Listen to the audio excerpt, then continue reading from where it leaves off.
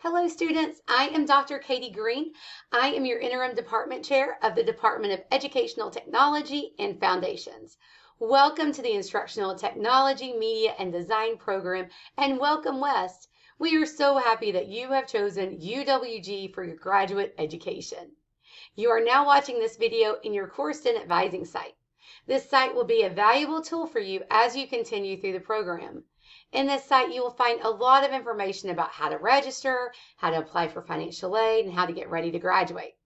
All the information that you will need to be successful in your program is found right here.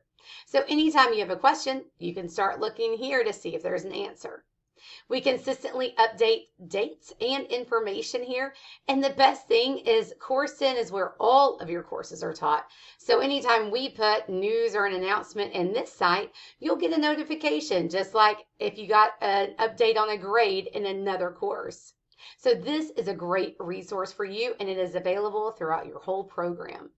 The next best resource is our media@westga.edu account.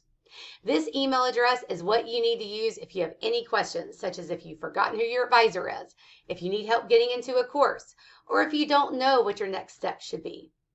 Another resource is your department administration. I am your department chair, Dr. Katie Green, and Dr. Logan Arrington is your associate department chair. We will list all of your department administrator names and their email addresses below this video. This is a very large program, and we have over 500 students. In fact, we are the largest graduate program at UWG and one of the largest in the whole university system of Georgia. So as you already know, this is a fully online program, so we will be communicating with you via email and Zoom. And there's a few things, though, I want to share with you about the program and things to help you be successful here. First, anytime you reach out to any professor or the media@westga.edu email address, please provide your 917 number. It is vital for us to gain information about you through all of our systems if we have that number. Having that number just helps us tremendously in finding answers for you. You can put your 917 number in your UWG email signature, or you can just keep it in your notes app on your phone. Just always have it available, and it helps if you include it in every email that you send to your professors or the media account. Next, let's talk about registering for classes and overrides. We have a lot of students. Please register as soon as registration opens each semester. Register quickly and register early. You can find registration dates at a website called The Scoop. So just go to westga.edu and search for The Scoop. It'll tell you when registration opens. It will also tell you when withdrawal dates are and lots of other information. Registering early helps us project when we're going to open new sections and close sections. We will be forced to close sections of classes that are not full. And so if a course is closed, we cannot reopen it once it gets time for classes to start. So please register early.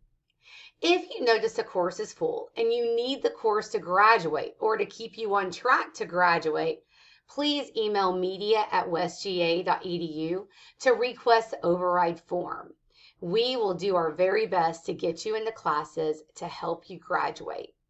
Please note that we cannot provide overrides for you to be in the same courses with your friends or colleagues.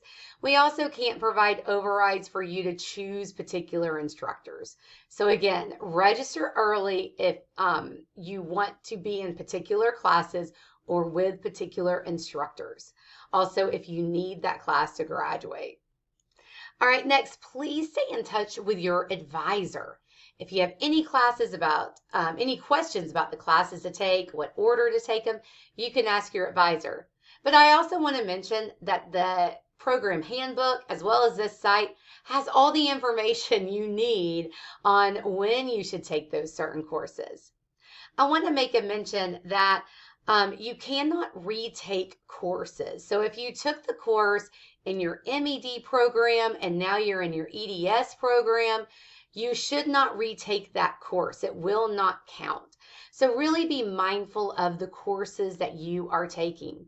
Also, if you require certification, you need to make sure that you are taking the certification courses. So again, your advisor can help as well as your program handbook. Please note, I already mentioned this is a big program. Your advisors have more than 100 advisees, so they're not going to reach out to you individually. And that's why we have so many supports so that you can easily see and find this information.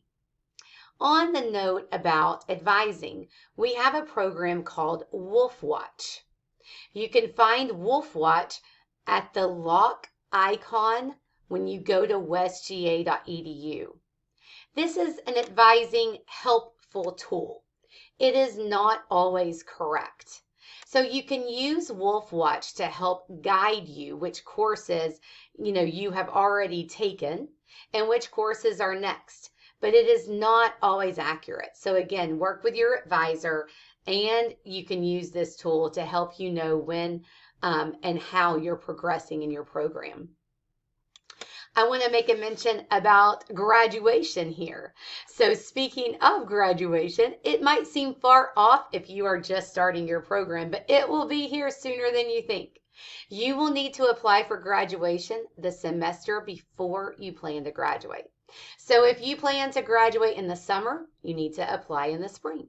If you plan to graduate in the fall, you'll need to apply in the summer, and so on. You need to apply to graduate even if you don't plan to walk. So pay attention to the deadlines and the dates.